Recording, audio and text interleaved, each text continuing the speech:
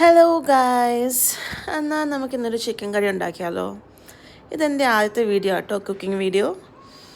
അപ്പോൾ നമുക്ക് കുറച്ച് ചിക്കൻ എടുക്കാം. അത് കഴുകി വൃത്തിയാക്കിയിട്ട് നമുക്കതിൽ കുറച്ച് മഞ്ഞൾപ്പൊടി, പിന്നെ കുറച്ച് പെപ്പർ. ഞാനിതൊരു പെപ്പർ ചിക്കൻ രീതിയിൽ ഉണ്ടാക്കാനാണ് നോക്കുന്നത്, പക്ഷേ അറിയില്ല എങ്ങനെയായിരുന്നു.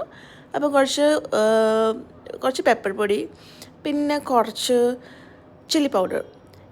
ഞാനിത് ആക്ച്വലി ഉണ്ടാക്കുന്നത് എൻ്റെ ഹസ്ബൻഡിന് വേണ്ടി ഉണ്ടാക്കുന്നത്. അപ്പോൾ ആൾക്ക് അത്രയും എരിവ് പറ്റില്ല. അപ്പം ഞാൻ കുറച്ച് പൊടി എടുത്തിട്ടേ ഉള്ളൂ.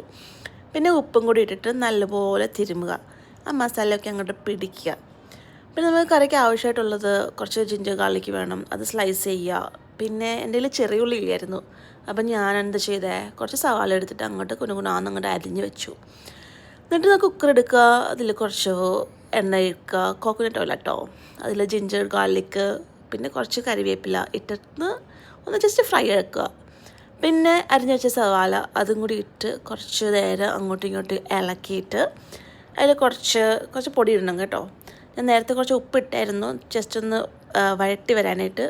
പിന്നെ കുറച്ച് മഞ്ഞൾപ്പൊടി ഇട്ട് പിന്നെ അതും കൂടി നമുക്ക് ഇളക്കിയിട്ട് പിന്നെ നമ്മൾ മസാല പരട്ടി വെച്ചിരുന്ന ചിക്കനുണ്ട്, അതെടുത്ത് ഞാൻ ഇത് ഡ്രെയിൻ ചെയ്യാൻ പറ്റിയിട്ടില്ല കേട്ടോ, അതുകൊണ്ട് ഇങ്ങനെ മുഷിയായിരിക്കുന്നത്.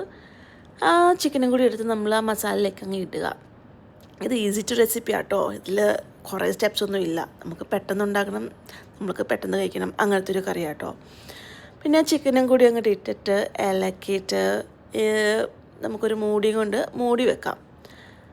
അതിന് മുമ്പ് നമുക്ക് നെല്ലാനായിട്ട് ചിക്കൻ കറി പൗഡർ അത് നമുക്കും കൂടി ഇട്ടിട്ട് നമുക്കൊന്നുകൂടി ഒന്ന് ഇളക്കിയിട്ട് നമുക്ക് ഒരു മൂടി എടുത്തിട്ട് മൂടി വെക്കാം.